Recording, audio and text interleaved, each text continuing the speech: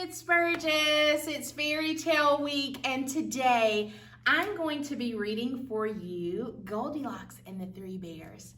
And this story was retold by Jim Aylesworth, and it was illustrated by Barbara McClintock.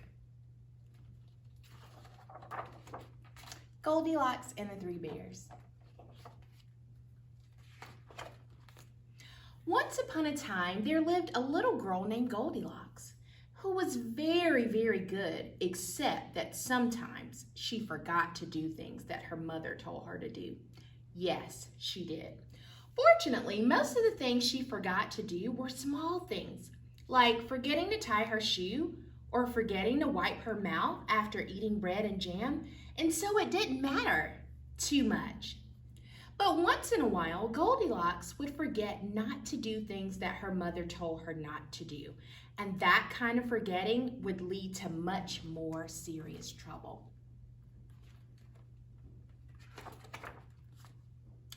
Very like the trouble that happened on the day of this story, it all began one sunny morning when Goldilocks asked if she could go into the meadow to pick flowers. "You may go," said her mother, "but make sure not to go into the woods. I've heard that a family of bears live there." "Yes, ma'am," said Goldilocks, and she picked up her flower basket and she left out the door. But very soon she saw a butterfly and she began to chase it. And as luck would have it, that butterfly led her to the very edge of the woods. And then, just then, Goldilocks saw a pretty yellow bird. And wanting to see more pretty birds, she forgot not to do what her mother told her not to do. And she followed a path up into the woods looking for pretty birds. Very soon, Goldilocks came to a curious little house there in the woods. And oh, she thought it was so pretty that straight away she peeked in through the kitchen door. In the meantime, the family of bears who lived there had just left out the front door for a walk while their bowls of breakfast porridge cooled off on the kitchen table. "Hello," called Goldilocks. "Anybody home?" Well, there was nobody home, of course, and Goldilocks should have turned around and gone back to the meadow.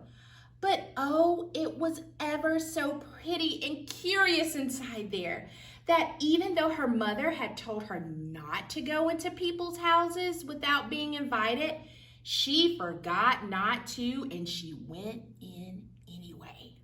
Straight away, she saw those porridge bowls on the kitchen table, and yes, that porridge smells so delicious that I'm afraid she forgot that her mother had told her not to touch other people's food. And she decided that she had to have a taste, and she did. First, she took a taste from the great huge Papa Bear bowl, but oh my, no, that porridge was much too hot. So then she took a taste from the middle-sized Mama Bear bowl, but that porridge was too cold.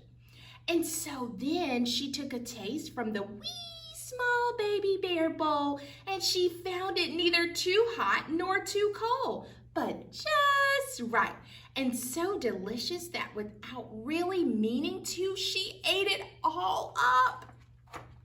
Then she went into the parlor, and there she saw 3 curious chairs.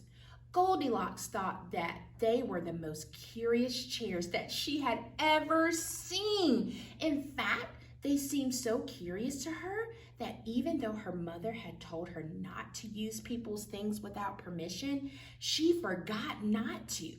And she climbed up and she sat down in the great, huge Papa Bear chair. But after only a moment or two, she found that this great huge chair was much too hard for her. So she climbed down and she sat in the medium-sized Mama Bear chair, but this chair was too soft for her. So next she sat in the wee small Baby Bear chair, and this chair she found neither too hard nor too soft, but just right.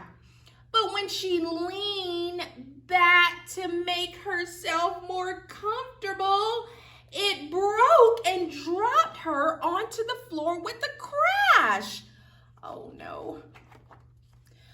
Well, you might think that being dropped on the floor like that would have put a stop to her being so curious. But no, it didn't. Sadly, no. For just then, Goldilocks saw the curious little stairs, and so she was so intrigued that she went up them. Poor Goldilocks. At the top, she found an even more curious and pretty room. And even though her mother had often told her not to be nosy about other people's private business, she forgot not to, and she went in. And there she saw 3 curious beds. And straight away, she climbed up onto the great, huge Papa Bear bed. But very like the great, huge Papa Bear chair, Goldilocks found it too hard for her. So she tried the medium-sized Mama Bear bed, but like the Mama Bear chair, she found it too soft for her.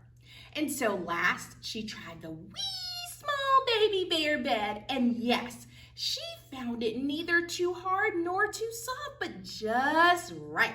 And so very, very comfortable that without really meaning to, she fell sound asleep.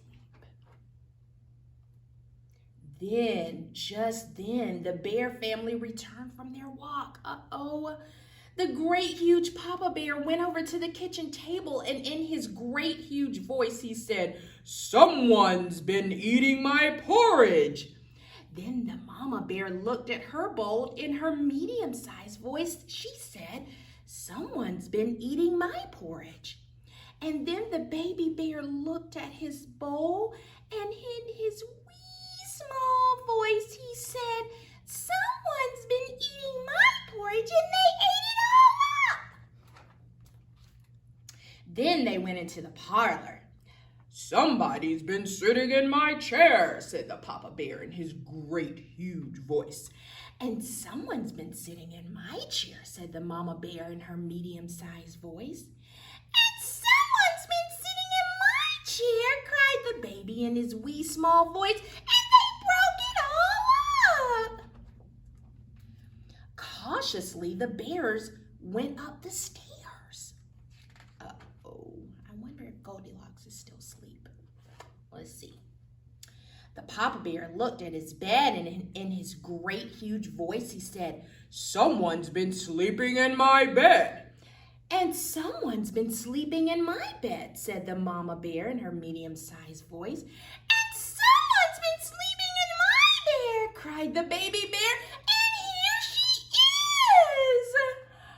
Oh my goodness, just then, Goldilocks woke up and she looked up at the bears who were looking at her, and just as fast as she remembered that her mother had told her not to talk to strangers, and she didn't do it. No, indeed she didn't do it. Indeed, she ran down the stairs, and she ran through the kitchen, and she ran out the door, and she ran, and she ran, and she ran all the way home. And from all that I've heard, Goldilocks' scary experience there in the woods that day did wonders to improve her young memory. And while it's true that she still sometimes forgets to do small things like tying her shoe or wiping her mouth after eating bread and jam, Goldilocks never, ever forgot not to do what her mother told her not to do, ever, ever again. The end.